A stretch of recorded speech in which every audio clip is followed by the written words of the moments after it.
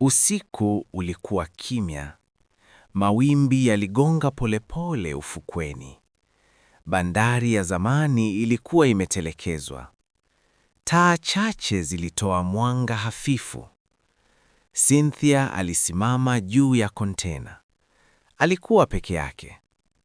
"Nilijua mtakuja," alisema taratibu. Baraka na Laila walifika.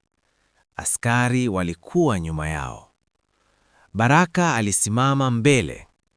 "Imekwisha, Cynthia." Cynthia alicheka kidogo. "Hii si mwisho." Laila alisogea mbele. Macho yake yalikuwa makali.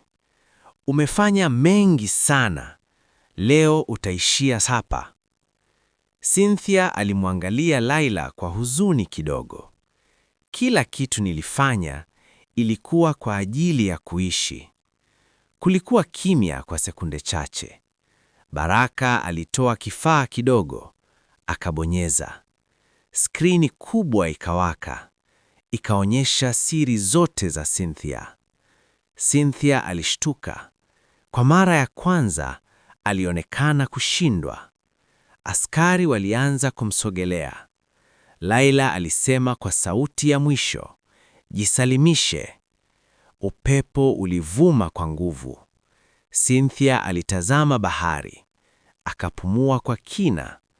Polepole akashusha bastola yake. Kisha ghafla akatupa kifaa kwa Baraka. Askari walipiga kelele, "Bomu!" Kila mtu alikimbia, lakini hakuna kilicholipuka. Baraka aliangalia kifaa. Kilikuwa si bomu. Alipoinua macho, Cynthia alikuwa anakimbia. "Cynthia, simama!" Laila alipaza sauti. Lakini Cynthia hakusimama. Aligeuka kwa mara ya mwisho. Akamwangalia Laila. "Samahani dada."